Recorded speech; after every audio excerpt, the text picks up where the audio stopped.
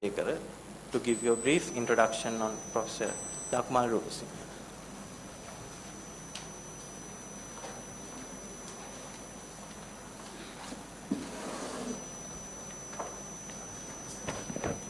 Thank you.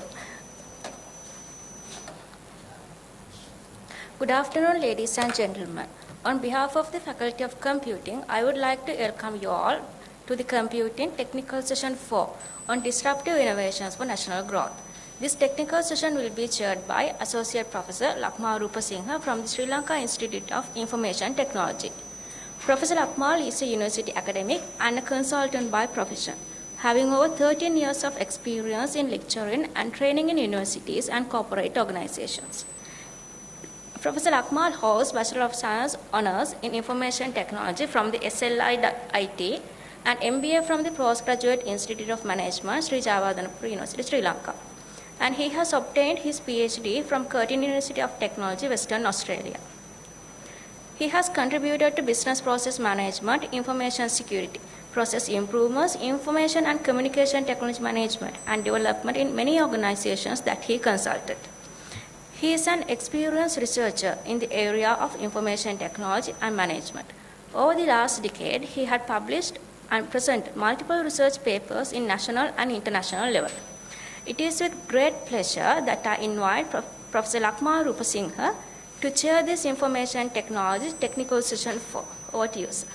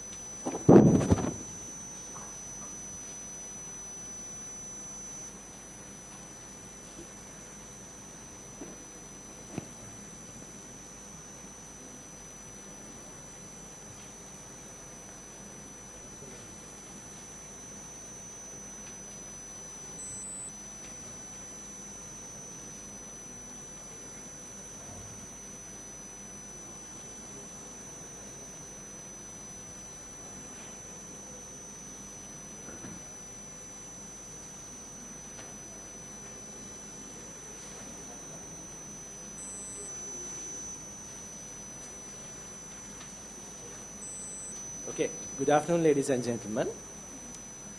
So, welcome you all for the technical session A, parallel session 4, Disruptive Innovations for National Growth. And when I read this title, I realized it was very timely as we are facing a lot of issues in the country. So, what we really need is disruptive innovation. So I did a bit of a quick research on what to find about disruptive innovation in the current literature. And of course, there are mixed comments on it. I can remember like 10 years back when I did doing my MBA, I did a very similar topic related to disruptive innovation. So the base idea of disruptive innovation, I think you all are aware, that technology should be something that is so convenient to us, right? Isn't it? So whether it's WhatsApp, right, Facebook, you don't even feel it's like technology, right? It's almost everyday carry for us. So that's why most of the organizations being very successful the last probably 10 years, they've been trying to use different tactics in disruptive innovation, right? And I don't want to go into detailed explanation on this. So we have a lot to listen to today. But I found this very interesting article on HBR, Harvard Business Review. There are mixed comments about disruptive innovation because at some level, in some organizations, in some countries, they don't need disruptive innovation, right? So I'm not going to talk too much about that, but rather looking into our country, I would say what we need is directly or massively this idea of disruptive innovation. we've been not seeing it for the last, I don't know how many years. We're having here and there, but not to the level that we do, that we see this national growth, right? So I think it's a very good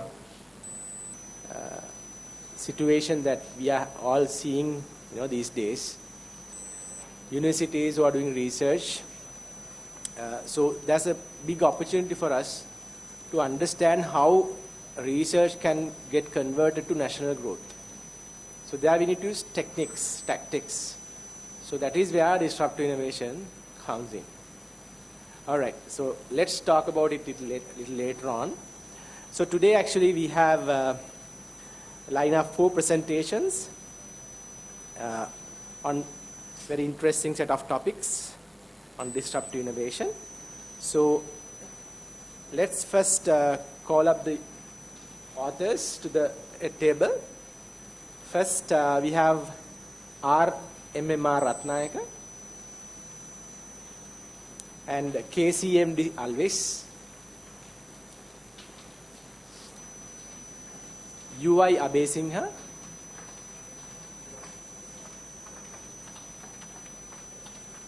and WKNC Pereira. Okay, so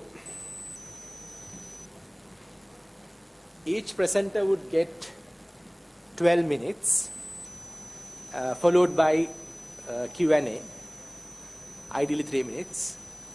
So altogether 15 minutes per one presenter. In the 10th minute, we are going to ring the bell once, so to conclude, you get 2 minutes. So that's basically it. And we can get questions from the panel who are evaluating for best paper, as well as the audience, and I'll also ask a few questions.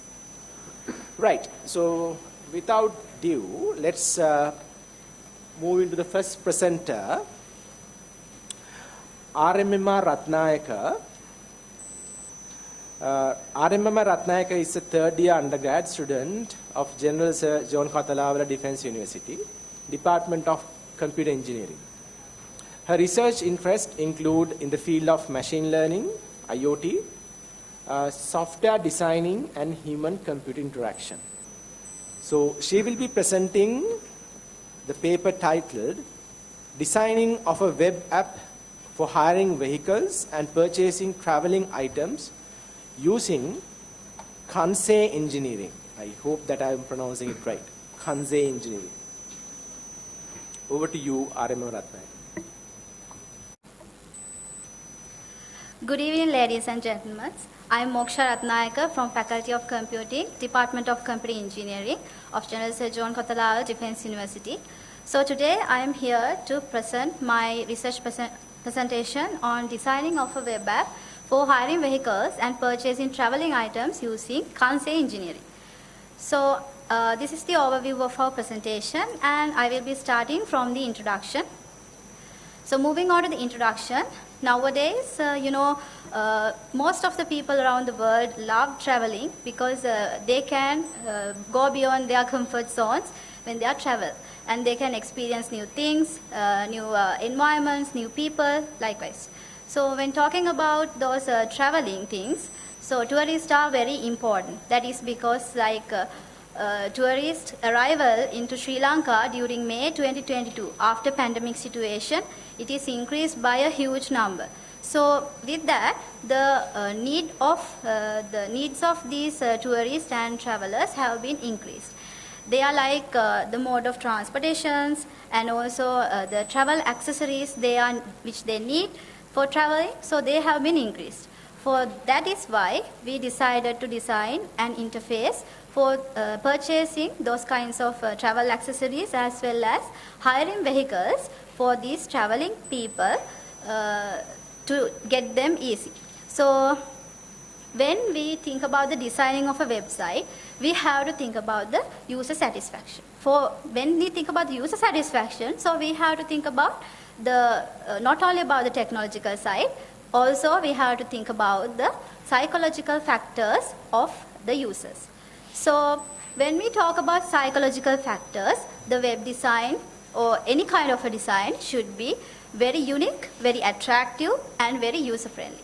So thinking about all these necessities, we think of using Kansei engineering for designing our web application, because in Kansei engineering, it touches very much about the users' psychological factors. So let's move on to the methodology. Our basic methodology is Kansei engineering, as I mentioned before. So here in the figure 1, I have showed you the Kansei engineering process so briefly. So the sensory inputs are taken, and they have retrieved the Kansei, and then the mapping is done into affection, feelings, and emotions. And the designing is done with the steps like capturing, filtering, analyzing, categorizing, grouping, processing, modeling, reviewing, and reproducing. And finally, with all that designing process, the creative design or the creative idea is taken out. So when we got the figure 2, there you can see how we have used Kansei engineering into our project. So we have taken samples of website for renting vehicles and travel accessories. We took like around 15 sample websites, and we did an emotional testing.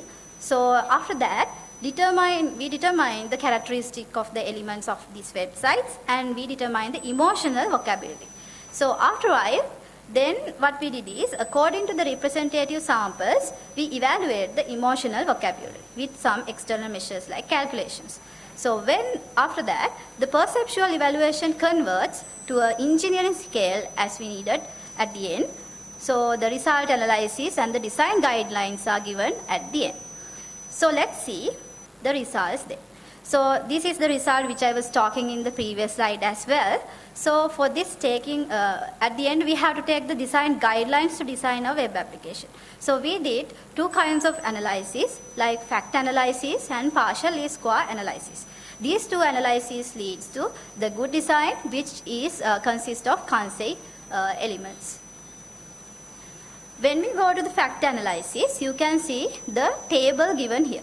This table shows the 6 factors which we have calculated using the Kansei wordings we used. So, but we have to extract the basic Kansei words through this table. We extracted those Kansei wordings using, especially when we are looking at the factor 1 and factor 2, the variations are very slow in between the values, and also there are higher range of values in the bottom of factor 1 and factor 2. But when it comes to the factor 3, there is a huge variation in the orange color value. But when it comes to the factor 4, that factor 4 doesn't have values more than 0.5. But when it comes to the factor 5, so it has another huge variation in the final wording. And when we could reject the factor 6 because the values are very small. So thinking about those variations and prominences, we took first factor and second factor and more than 0.8 and 0.7 because we need to get a good accuracy, and it gives us small variations in the values as well as they are in between 1 and 0.75.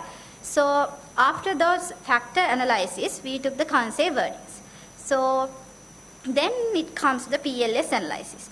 PLS analysis is a very good method which is used in these kinds of researches. So that is because in PLS analysis what it does is it makes the bridge in between Kansei and the technical elements we needed for a design. So why I am telling like that is, in PLS analysis, after all those calculations we did, the categories have the elements, and those elements are given a value according to the Kansei wordings. So if the value is very high, then it leads to a good design, but if the value is low, it leads to a bad design. So here you can see in the purple color, the higher values are given, and in the orange color, lower values are given. So this analysis, this is the analysis where we extract the suitable elements for our design. That is, I will explain you with an example like this.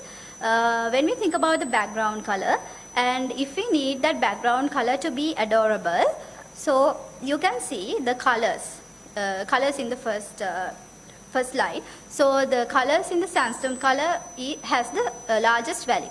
So if the user want it to be adorable to see with the background color, so that value is the highest value and we can use that color. So with all those considerations and evaluations, we came across with the design guidelines. So you can see in the left side, the Kansei wordings are given, and here the deciding elements are given. So we extracted the higher number of the elements which had the higher number. So then we made the design guidelines. So with the Kansei wordings which we extracted through factor analysis. So as a result, the Kansei and identified design elements from the PLS analysis can be used as a guide when developing the emotional interface of an e-commercial websites like this. So here you can see how we have used the colors into our design and the font families, font spaces, and how the picture colors and how the picture usage is done in our designs, along with the guidelines given with the PLS analysis and fact analysis. So here I have given you the website sample which we designed through our designing, the colors and the pictures we use, as well as the font we used, and you can see how we arranged the web page. So moving on, when it comes to the discussion and conclusion now. So among the Kansei wordings, words like adorable, appealing, beautiful, and there were lots of Kansei wordings. These Kansei wordings gives the visual design of the website interface. So it describes about how a user of such any kind of a design see this design in their emotional aspect or the psychological aspect. So using factor analysis, we were able to determine the number of factors and the psychological structure of Kansei space.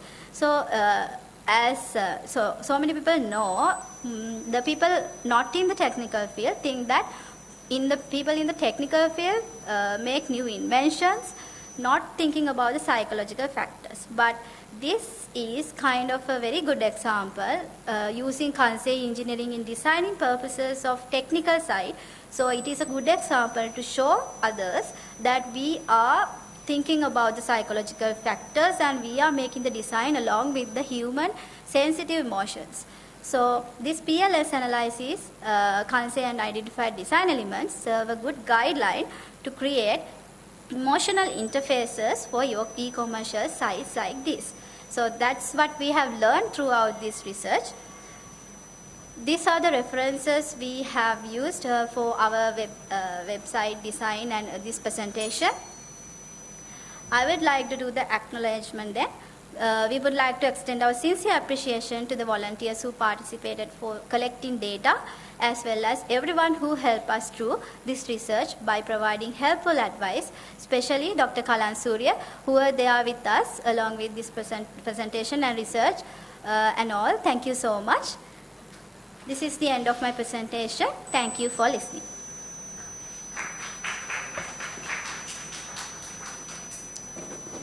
Thank you, RMMR Rathnayake. Good presentation. So we'll first allow the evaluation table to ask questions.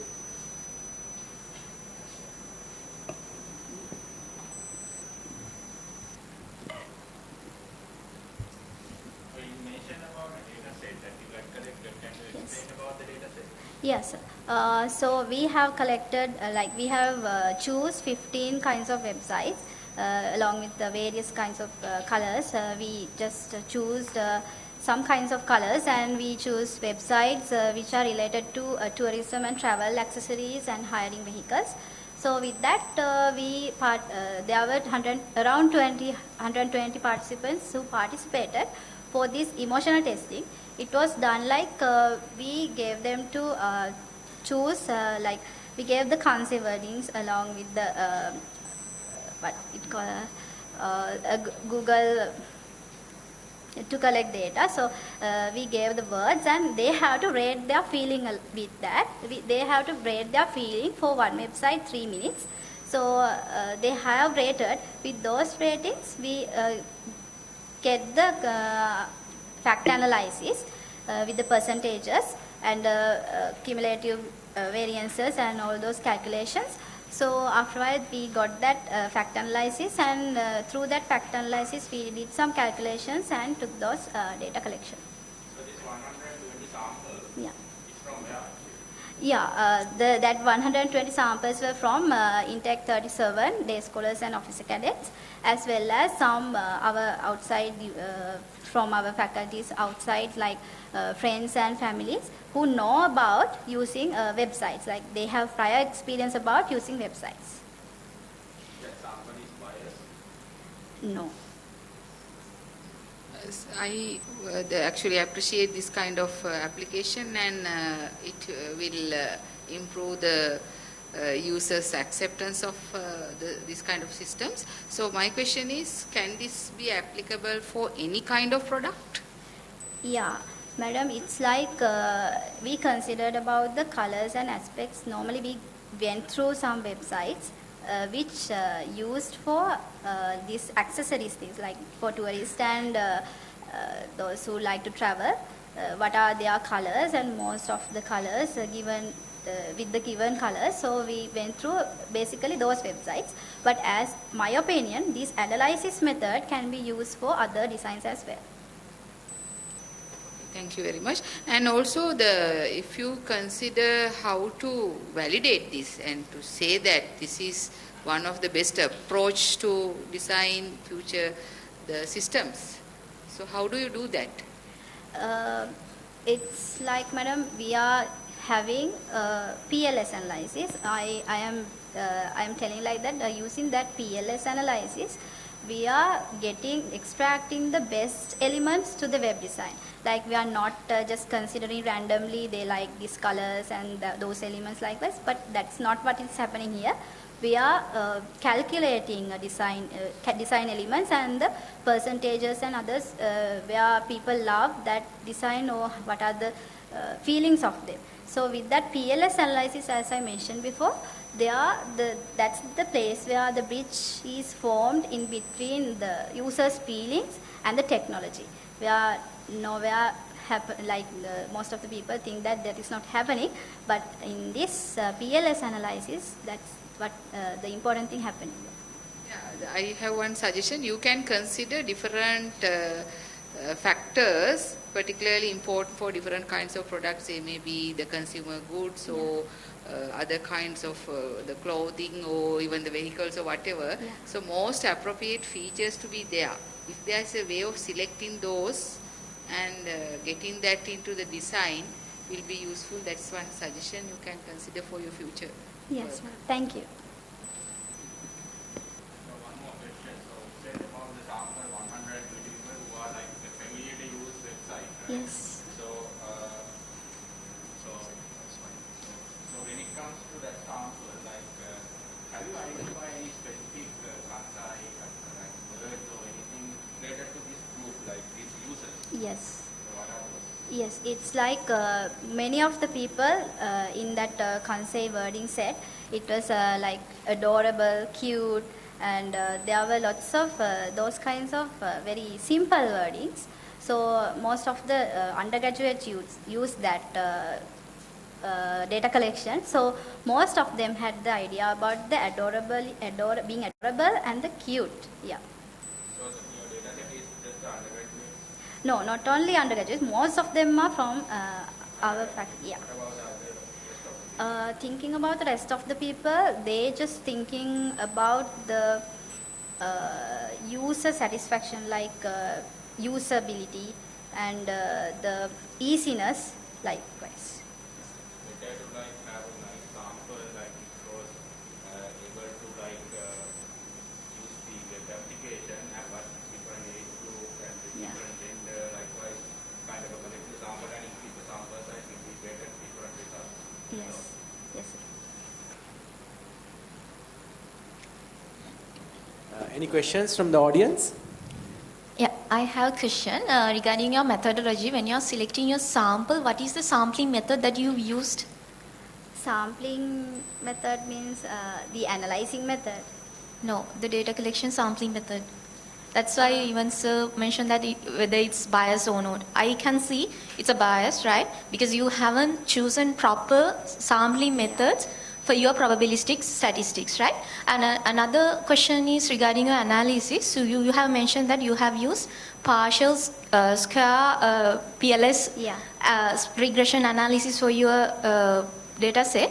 So when you're when you're using PLS, did you use any analytical tool? Yes, madam.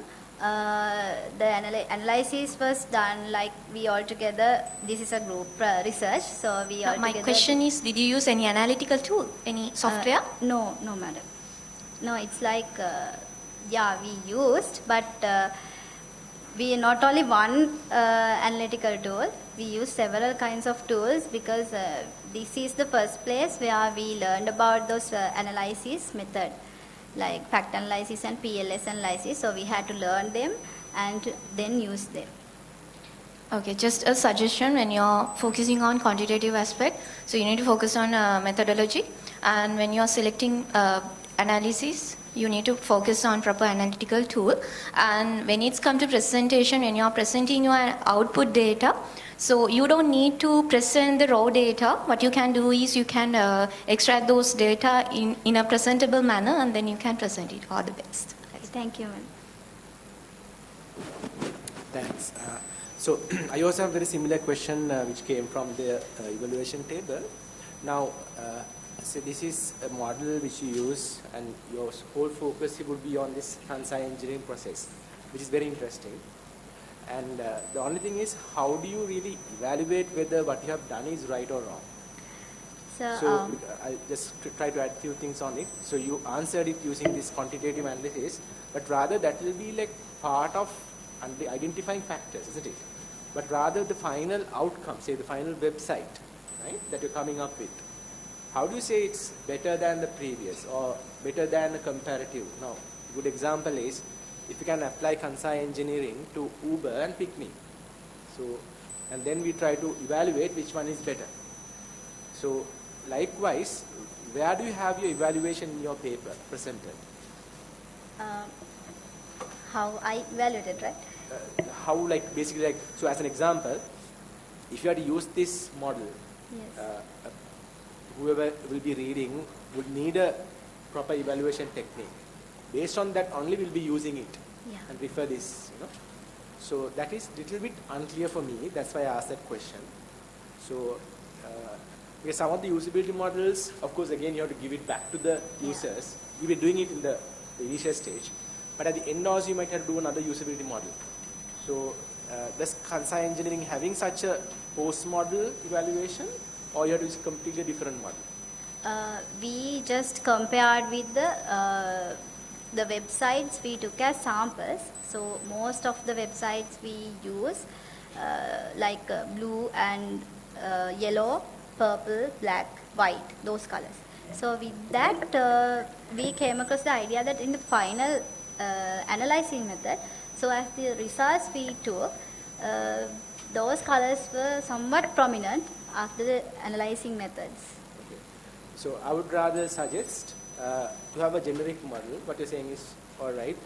You're looking at one factor like color. Yeah. But rather if you have a more generic model of evaluating and getting a result out of it, and that can lead into many people now. This I think maybe new. For me it's new. Maybe our startups or the software industry also, this can be quite new. So we start using it if you have that generic evaluation model. But anyway, very impressive presentation. Thank you. Thank you, sir.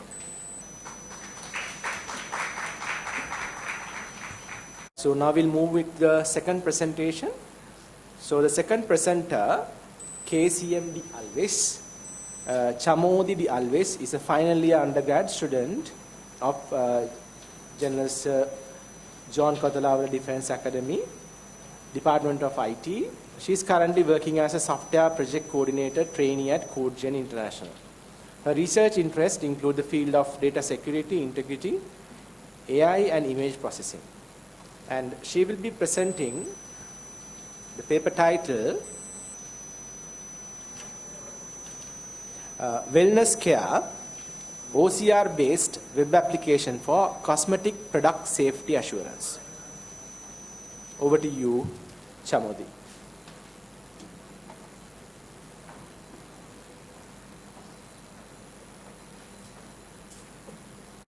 So I'm Chamodi D. Alwis from Department of Information Technology, Faculty of Computing of General Sir John Kothawala Defence University.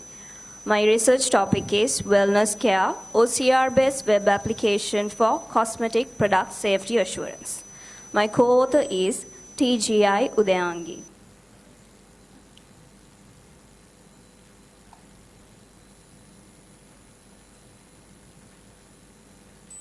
So as the overview of the presentation, I will be going through the background, problem domain, main objectives, existing systems, problem novelty, methodology, analysis, design and implementation, results and discussion, future work and conclusion, acknowledgement and references.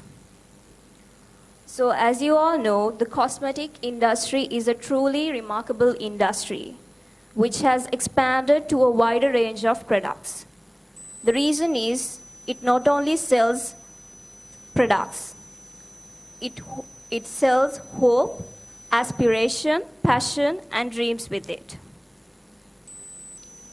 Even though this cosmetic industry has expanded in a wider range, there is a concern about the safety of the products, whether they are organic, even though they are organic or natural. So the main problem definition which I identified is the pregnant mothers, breastfeeding mothers, baby guardians or babies, and the beauticians respect the transparency of the products that they use daily, whether they are applying a harmful or a favorable product to their skin, hair or nails. So the main problem was and also most of the cosmetic product users check for the ingredients before they buy. But there is a problem where they face difficulties in pronouncing the names or understanding what that exactly means.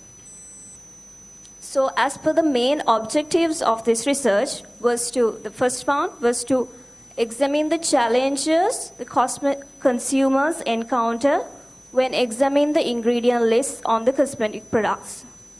The second one was to investigate the negative consequences that the cosmetic consumers have experienced while using cosmetic products.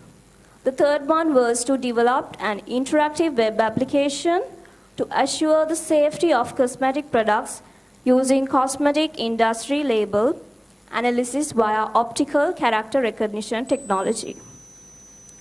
So these are the existing technology, the web applications using the current world. So I have listed the system features under each web application.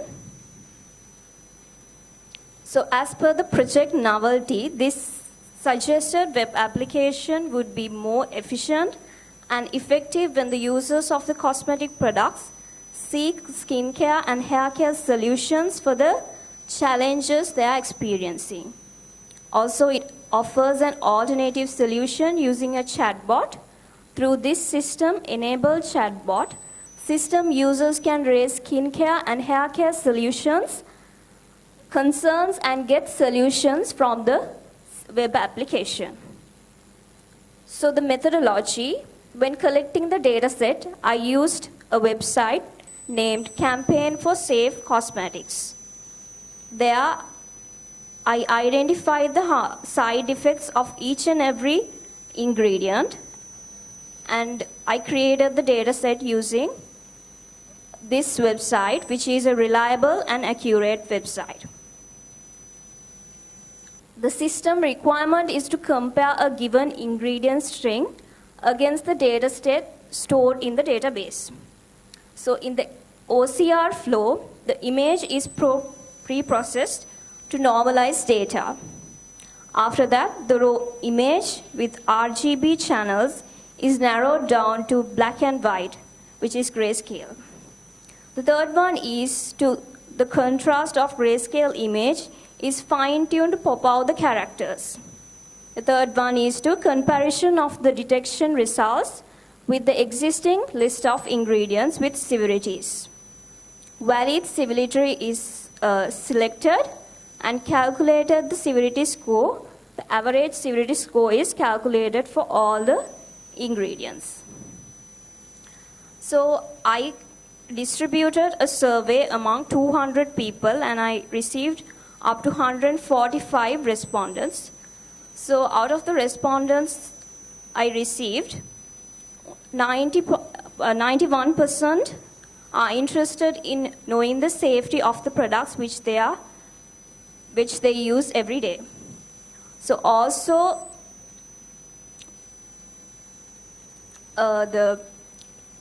most of the consumers check for the ingredients before they buy for the product. And also 68.30% checks the ingredients before they buy the product. And also some of the cosmetic product users have faced side effects while using the products. So the main potential beneficiaries of this system are general cosmetic consumers, both men and women, beauticians, mothers, breastfeeding mothers, pregnant mothers, baby parents or guardians, and dermatologists. When developing this system, as the front-end developing part, I used HTML, CSS, React.js for the front-end, and Node.js for the back-end development. And for the database, I used MongoDB. And also the open source library named Trescat.js used for test detection using OCR technology. So the main functionalities of this system. The first one is safety assurance process. This has two types, which is image analysis method and text analysis method. In image analysis method, the users can upload a picture, an ingredient label picture to the system, and then the system will generate a report mentioning whether this product is bad, harmful, or favorable to your health.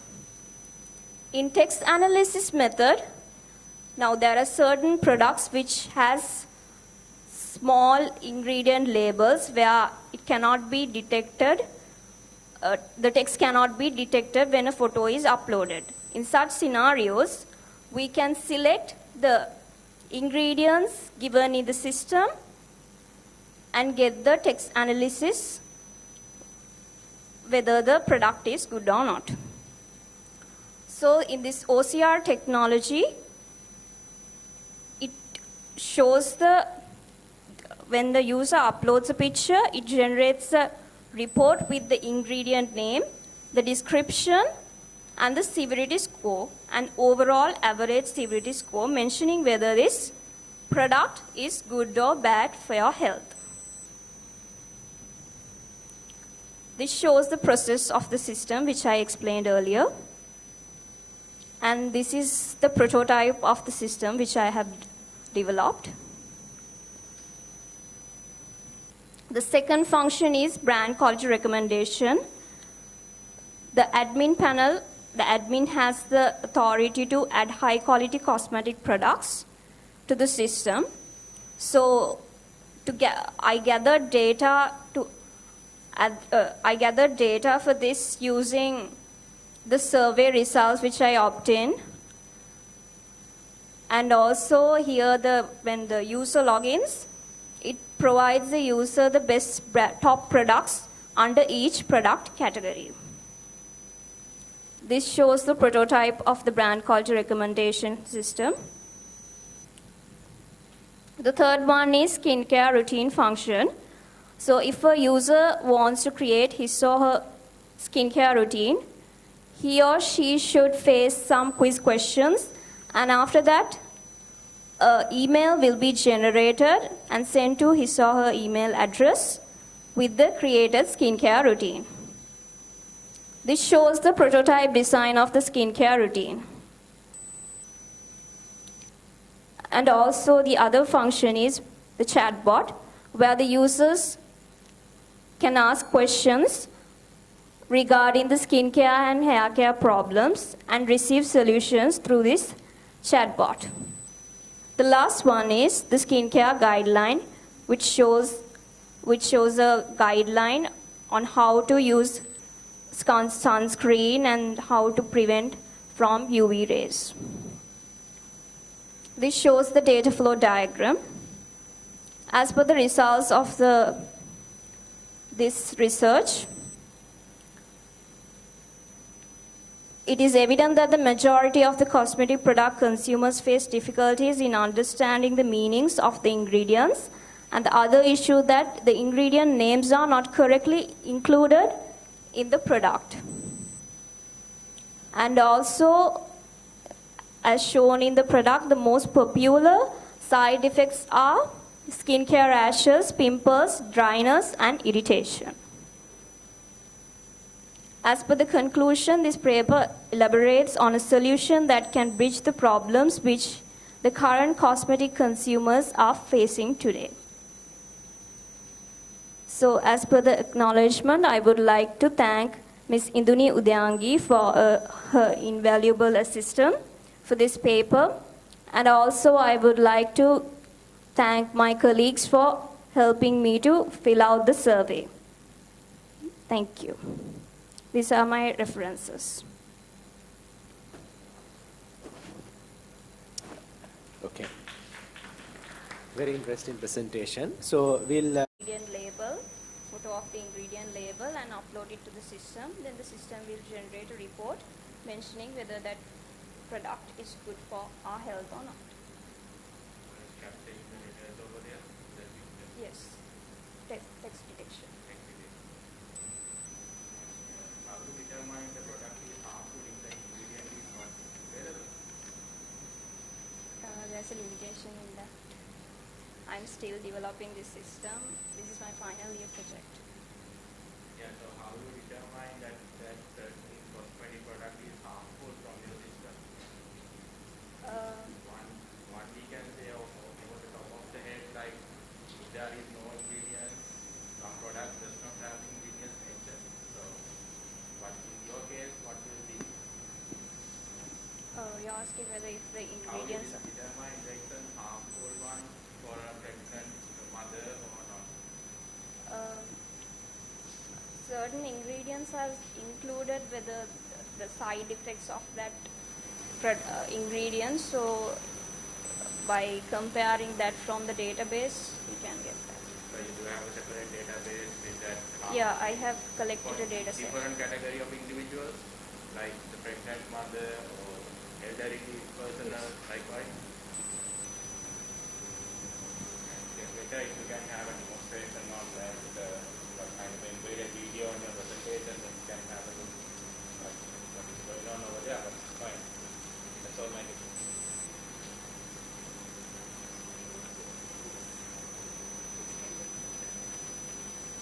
Any questions from the audience? All right. So I have a few questions. Now, a very interesting area of research. Now, one of the problems that I see here, now these OCR-based applications are very common these days. And there are plenty.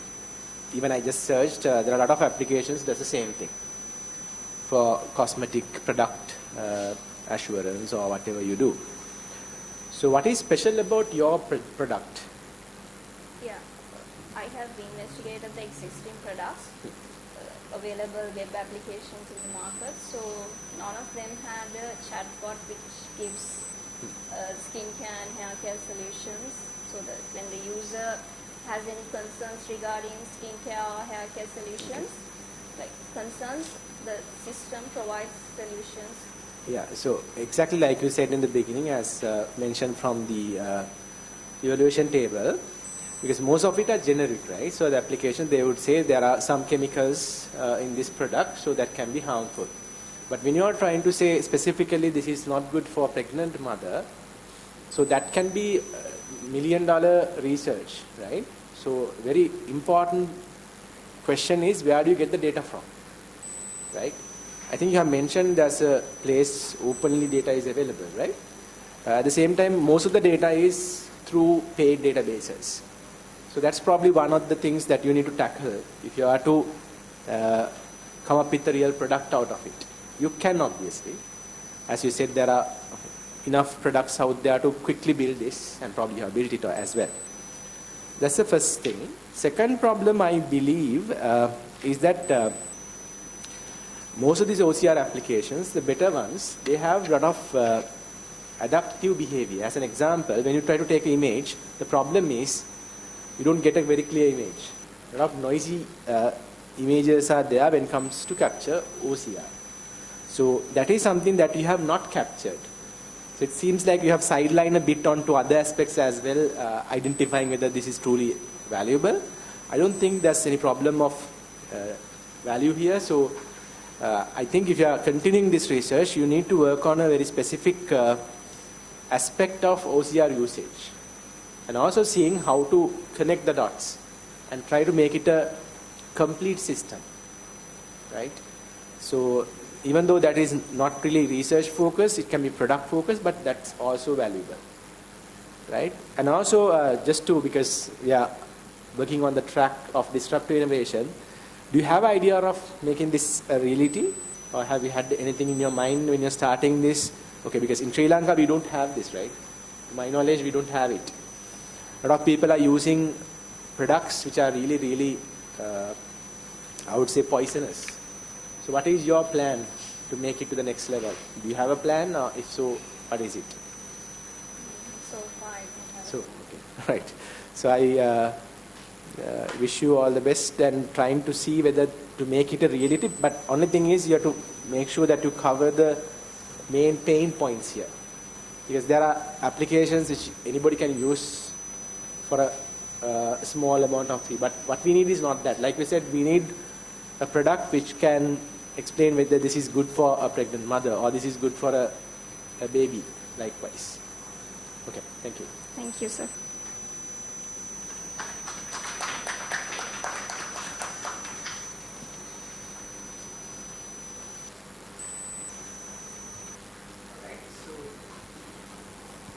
Let's move into the third presentation.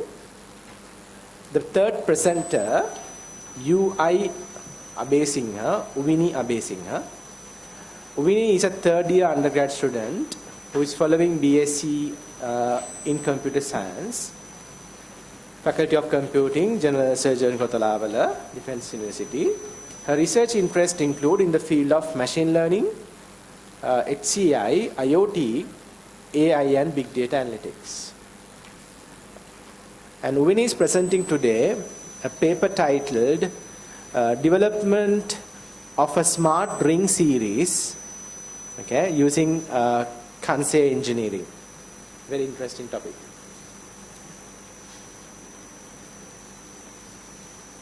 So you had any thoughts from Lord of the Rings for this, or anyway? You can present your findings.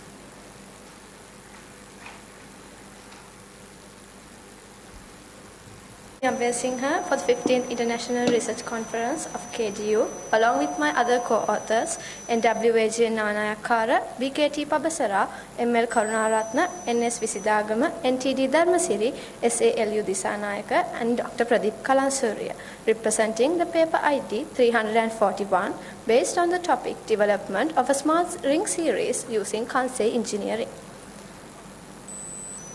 This will be the content that I will be taking you all through in another few minutes. When moving on to a brief introduction about our research project, the initial idea for development of a ring series was proposed by one of my co-authors, and along with the advancement of technology, we can see that many people are trending to use smart devices for their daily activities. So as initial research and studies, we thought that it would be more useful if we could design a series of rings rather than designing one ring, because a series of rings will help the user to succeed in the dedicated task in a less amount of time in a cost-effective manner. By the discussions and analysis, we selected 4 features to be embedded in our series of rings. The features are monitoring the heart rate, blood oxygen value, body temperature, and tracking the calories burned, which is also called as tracking the physical fitness level of a person. Unlock and lock the smartphones, tablets, and doors at home. Tracking feelings and emotions, especially the stress level, and also tracking the posture like sitting, walking, and sleeping movement. The third feature will be very useful for the current society, as more than 90% of the people in the society are stressed because of the overloaded work. And if a person uses this ring, he or she will be able to get the notification whether he is stressed or not in an easy way. When talking about the background of our research study, so as computing undergraduates, we have to study about Kansei engineering methodology for our UX and UI engineering course module. So we thought that this will be a very interesting topic to study in order to get a good understanding about this project, as well as this is a highly demanding device in the current society in both men and women. Because a ring can be worn anywhere regardless of the occasion. A ring can be worn for a wedding, for a funeral, for an almsgiving or any other official, as well as other party type occasions, because it can be worn as a professional and also as a fashionable item at the same time. The aim of this research is to design a series of rings with different features embedded in each ring to help the users to accomplish their tasks in a cost-effective and an easy manner. The objectives of our research work was divided into 5 main components. The first and the foremost objective which was assigned for us was to study about Kansei engineering methodology. Then we found out whether there were existing systems in the society, and we found out that there were several rings developed before. Then we carried out 3 surveys in order to find out the user preferences for the rings. Then the responses were analyzed and the results were interpreted. Finally, the design was made with accordance to the evaluated results. One of the most important part of our project is to find out about the existing rings. We were able to study about 6 rings in order to get a good understanding about the concept. Aura, Motive, Ringly, ArcX, Moano, and Go to Sleep were the 6 rings we used to study in order to get a good understanding about our concept. Only the Motive and Ringly rings are waterproof, while the battery capacity of ArcX, including the above 2, will last for about 5 days. That is a good factor when considering the battery. If we consider a smart watch or even a mobile phone, it will last for up to only a maximum of 2 days. But a ring would last for about 5 days, enabling the user to use it more without charging. So that will be a bit cost effective when compared to the current electricity costs. Almost all the rings have the ability to track the physical fitness. Aura Ring has a special ability of providing suggestions to the user on how to manage and plan their daily activities. The speciality of Moano Ring is that it has the ability to track the sleeping patterns and also the amount of sleep a person gets. Go to Sleep has a very special feature to track the turnings and tossings of sleep. This table will give us a good understanding about the main features available in the 6 rings. The rings, Ringly and ArcX, has a very special feature, that is the ability to send an alert to the user. It is clear that ArcX is the ring which has a lot of features, and more than 75% of the rings has the ability to track the physical fitness. So it is justified that physical fitness is one of the most common requirements of the users. We followed the Kansei engineering methodology when making the final design of our project. The Kansei engineering methodology can be depicted as follows. Decision strategy. Our first goal was to find out a good idea in order to carry out the project. As Kansei engineering is based on human emotions, we thought that design process of a ring will be more suitable in order to get a good understanding about this methodology. Collection of Kansei engineering words. Once the idea was finalized, we identified 15 words that will describe the project idea. Then the next task was to set a Likert scale, and we chose a 7-scale pointing system for it because it will be easy for the participants of the survey to give a good value for the words. Once the scale was set and everything was finalized, we started to carry out our 3 surveys. Then the list of the responses for the questionnaires were collected and the responses were grouped accordingly. Then the OBGEN results were evaluated. The evaluated results were analyzed, the grade and the weight for the words were calculated, and the other survey results were also analyzed. Then the words with the highest grades were selected and the design guidelines of the rings were also finalized. Then the reasons for the results were justified, and finally the design was developed with accordance to the results and the analysis we came across upon studying the Kansei engineering methodology. One of the main parts of Kansei engineering is its evaluation process. The design samples obtained are evaluated by the participants, and it is called as the main evaluation of Kansei. Then the statistical procedure is used to analyze the relationship between Kansei words and design elements. The grades were given for the Kansei engineering words, and the weight was calculated according to the feedback of the participants of the survey. The 5 words with the highest grades were chosen as the Kansei words for the proposed system. The results obtained for the survey are depicted in the below 2 graphs. The spider chart, which is at the left of the presentation, will give you the grades obtained for each selected Kansei engineering words, and the words durable, reliable, security, decent and comfortable respectively obtained the highest grades, and then the weight for each word also calculated.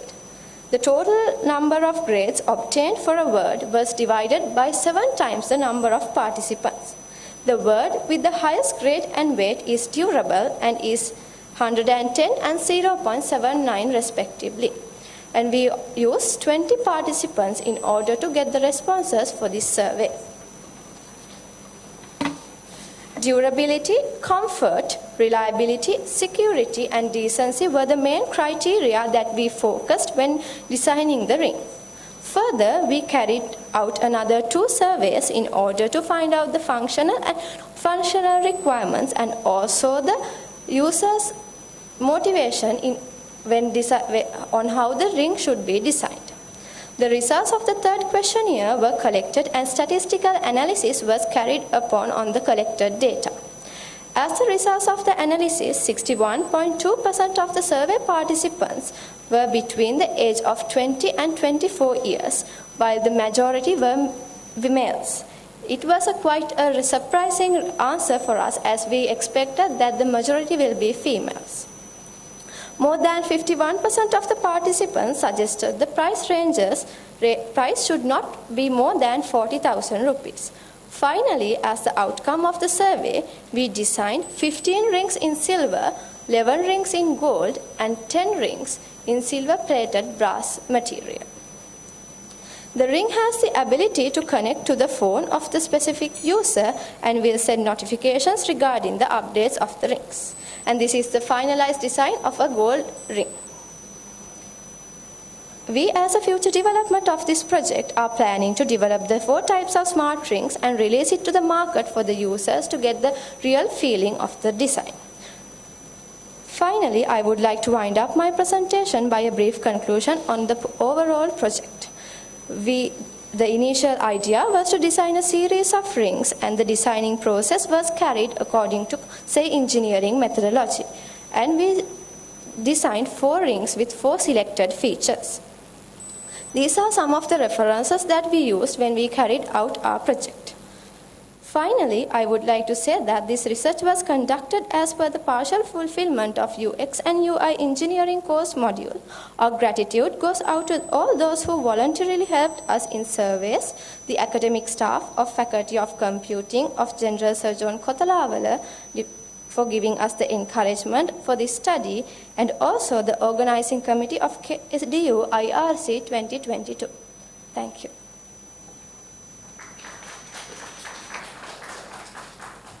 The evaluation table to ask the questions.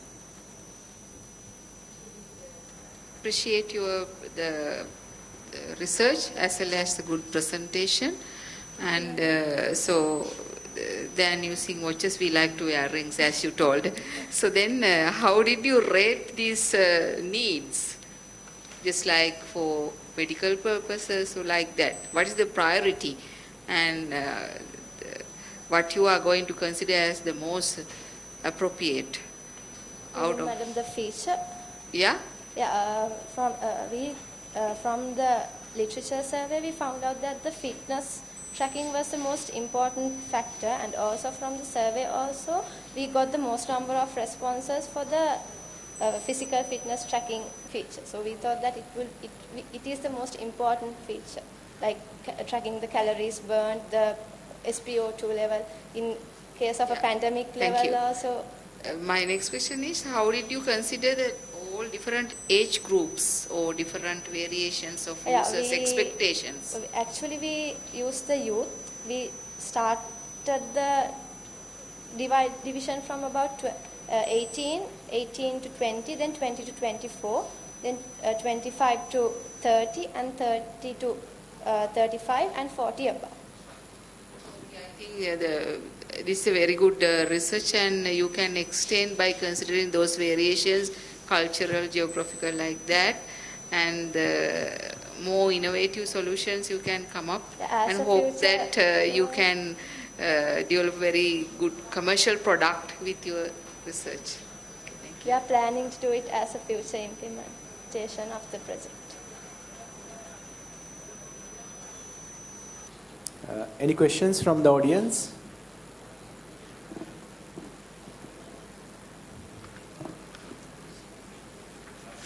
All right, so Vinny, I have a question.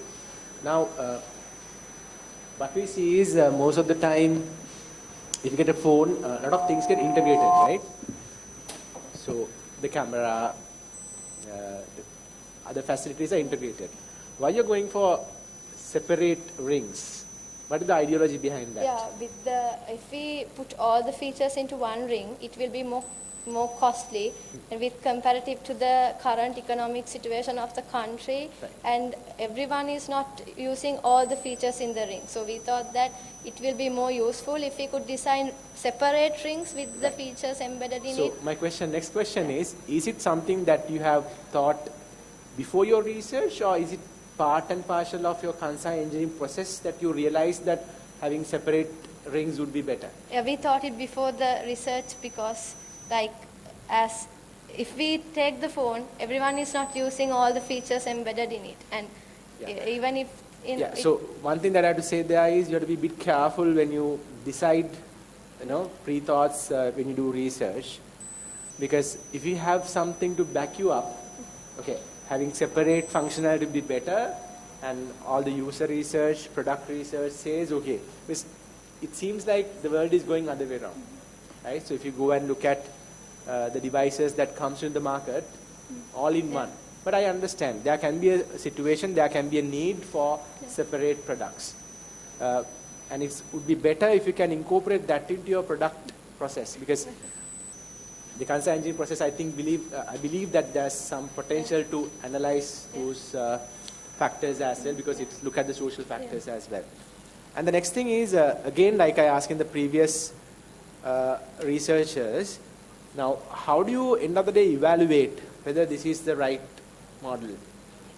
You have explained a bit on that, but in the paper also, I think there is a potential to go and explain a bit more on your final design, right? So your initial process is clearly mentioned. So your word listings and the meaning process getting the words. But do you think when this usability factor comes in, can you simply just evaluate it using a statistical model? So I'll try to make the question much easier. As an example, we use different phones, right? Samsung, say iPhone, right? So we know the market, right, for these different products. And they do a lot of usability research end of the day, right? How we love it or how we don't love it. And they do it every day, like, you know, when we use the phone, even Facebook is analyzing whether we are using the phone, you know, in the bed or in the washroom or whatever.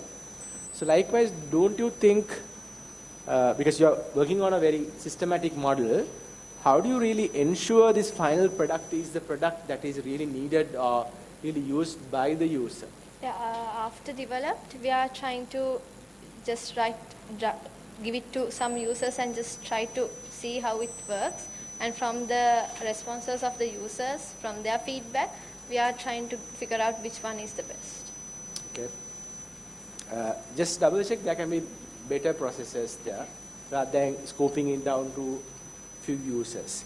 And final question is that you have already talked about that you have planned to implement this in Sri Lanka. So what do you think is the next step? What is your next step to, and also do you have developed these models? No, we just made it using Photoshop, just the design. Right. So what is the next process if you want to really implement this?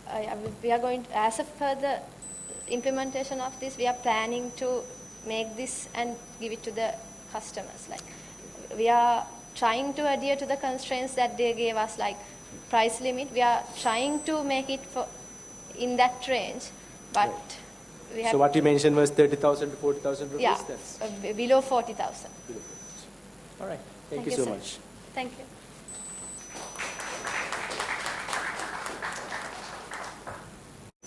All right. So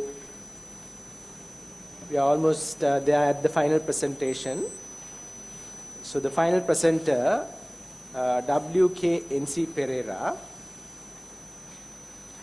She's a final year undergraduate student, General Sir John Kadalal Defence University, Department of Computer Science.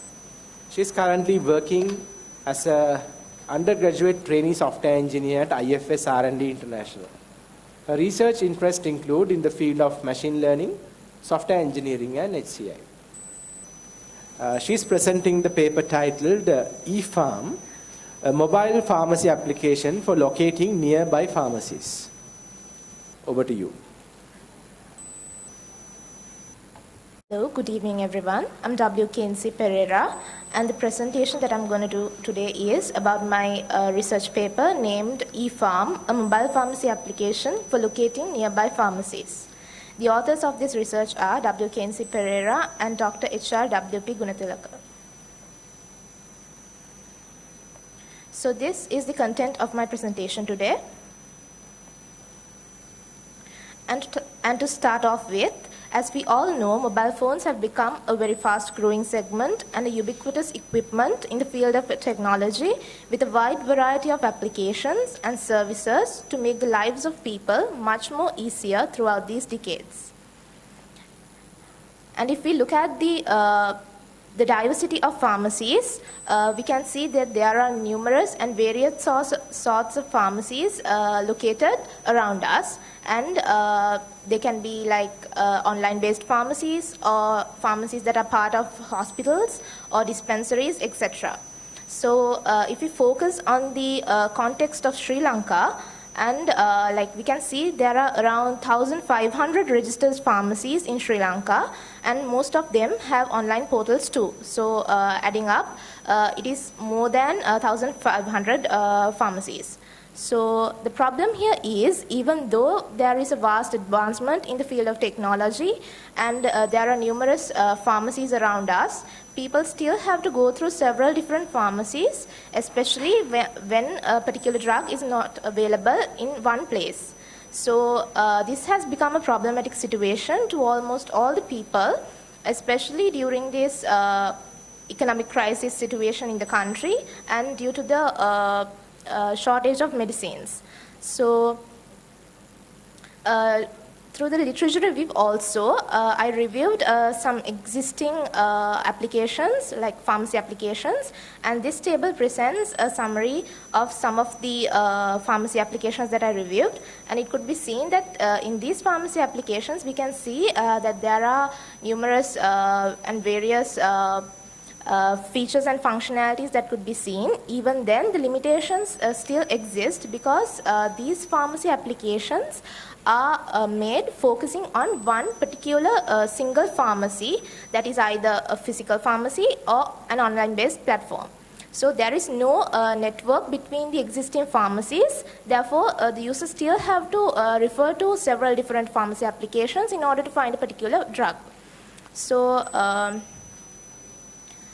the aim of this study is to design and implement the pharmacy application to provide solutions to the above-mentioned problems, and also to limitate the wastage of time and energy of the people, like time and energy, when finding rare medicines and when the medicines are not available in one place. So, as a methodology, as a software development methodology, we will be following an agile methodology, and we will be gathering requirements, analyzing them, designing and testing, and getting feedbacks from the users. And also, if I talk a bit about the methodology of this system, what it does is, first the user have to enter the name of the medicine or a picture of the medicine. Then the user will be able to find, locate the pharmacies where these medicines are available at. So that's the basic idea about the system. So moving on, these are the technologies that I will be using for the implementation of this project. So they are Flutter Framework, Google Dialogflow Platform, Google Map API, Google Directions API, Google Firebase. And as of the requirement gathering phase, I distributed the survey between 60 common users and 12 pharmacological students, and 10 pharmacists were interviewed in order to identify the requirements and the features and functionalities that they expect from this system. And by using their responses, the requirement analysis were carried out. And as the analyzing methodology, a deductive approach using a Likert scale was used. And this table presents the summary of the requirement analysis phase.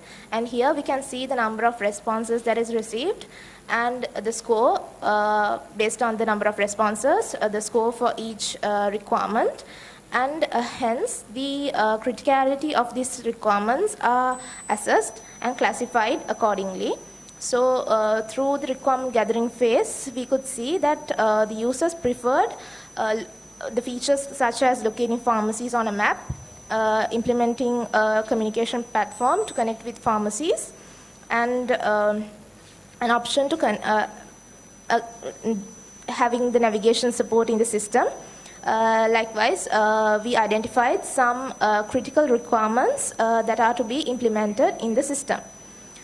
So also through the requirement gathering phase, we could see that 69.2% of users preferred having the functionality to scan the handwritten prescriptions of the doctors and identify the medicines available there. But due to the inconsistency of the doctor's handwriting, the implementation of this feature was identified as infeasible. And if we were to implement that, there could be a lower accuracy in the output. So therefore, an alternative was proposed. And this alternative is the users will be able to upload a picture directly to the system, and this picture of the handwritten prescription would be forwarded to the nearby pharmacists, and the pharmacist will be able to review the prescription and will be able to notify the users about the availability. So this is a feature that could be commonly seen in almost all the pharmacy applications that are currently being used, and hence it could be stated that it is a much more efficient and feasible alternative for having a handwriting recognition model to identify the doctor's handwritten drugs.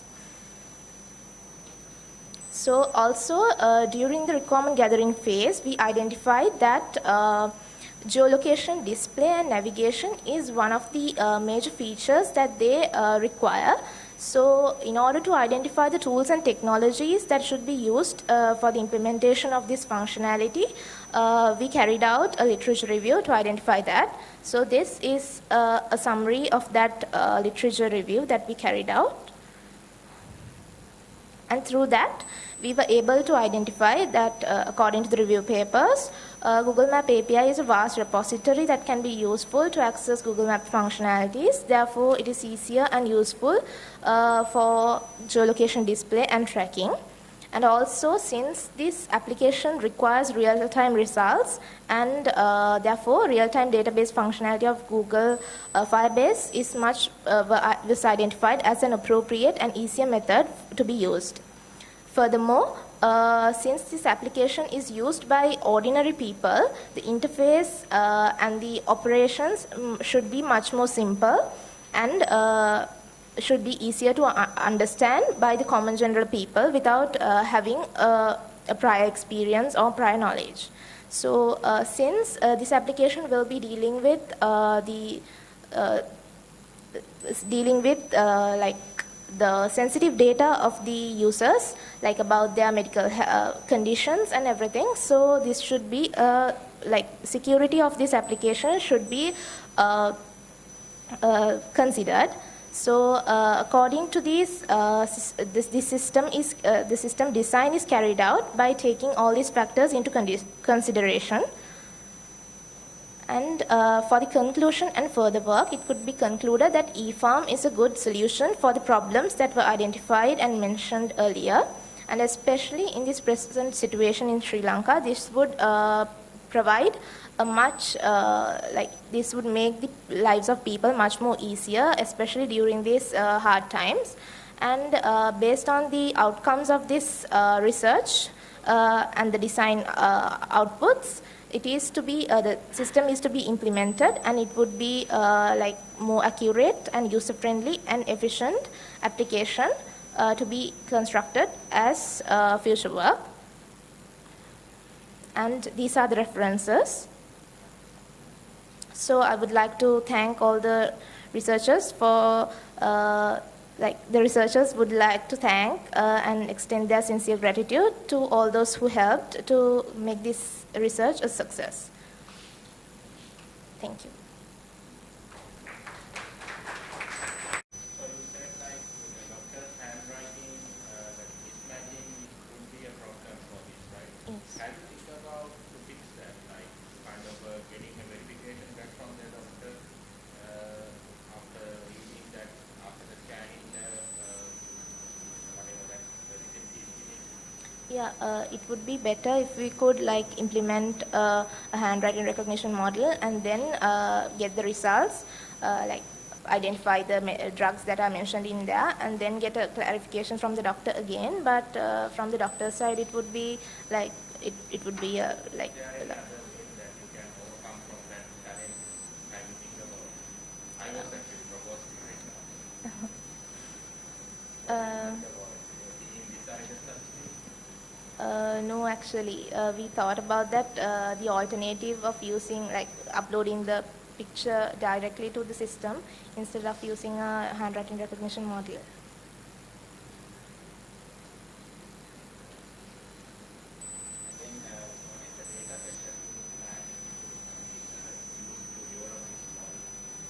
Actually, we are not developing the handwriting recognition model. Instead, we are uploading the prescription directly to the system. So we don't have a model. Now to validate your system, like Yeah. what kind of data set that you are going to use? Uh, Whether it's working properly or not, decide that.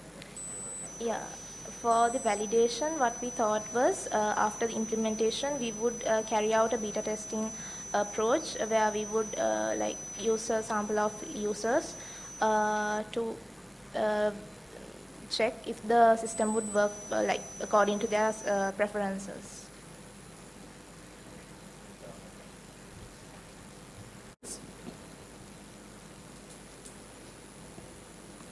All right. So I have a question. Now, what would be the real practical problem of implementing something like this in our country? Yes, sir. So, like in the present situation, like we can't, like there is a shortage of medicine. So people have to go through several different pharmacies in order to find one particular drug.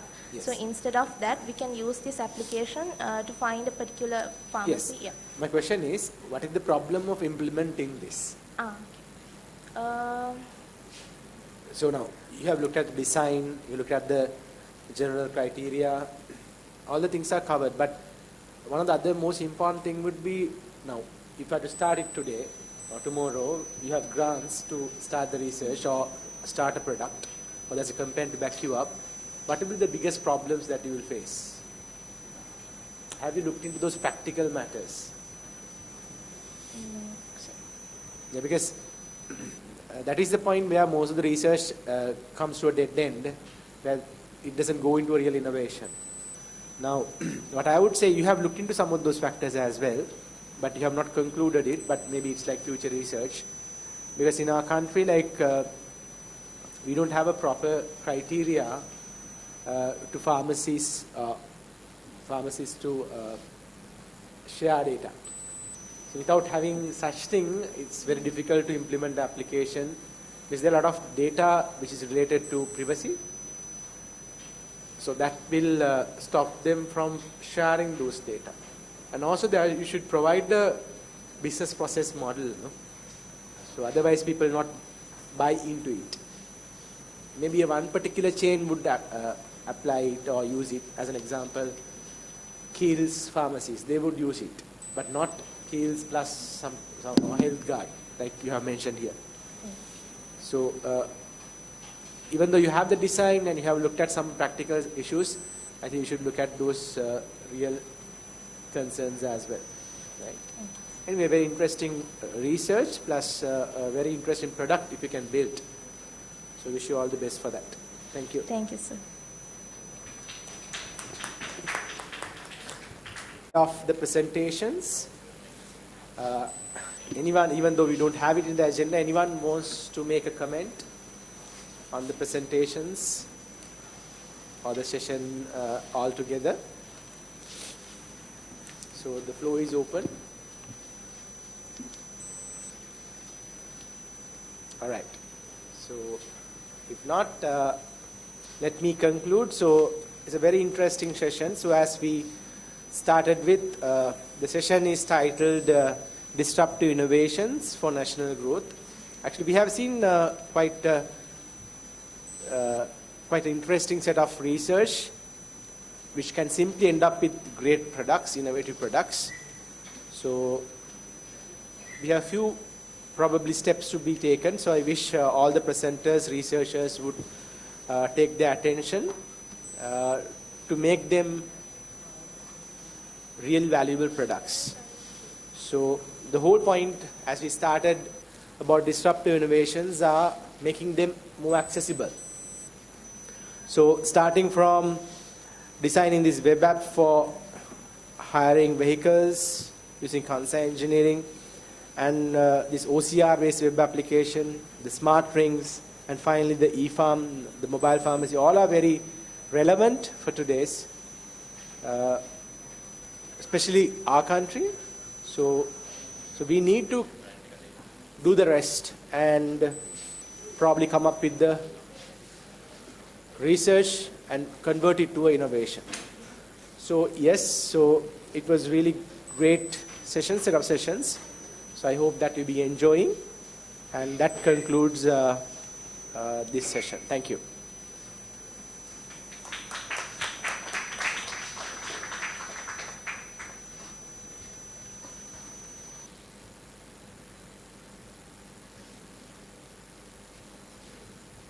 To the end of the Computing Technical Session 4. Now I would like to invite Associate Professor L Rupasinghe, the chair of the session, to present certificates to the presenters.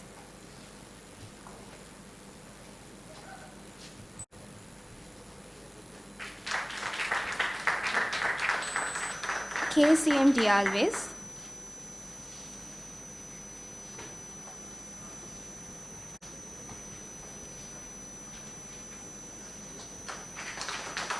UI Abeyasinghe,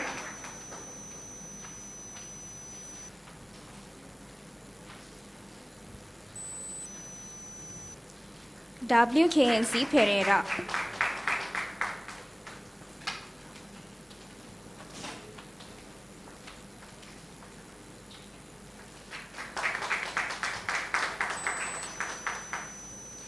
Now, I would like to invite Head of the Department, Computational Engineering, Dr. Buddhita Hettige, to present the token of appreciation to the Chairperson.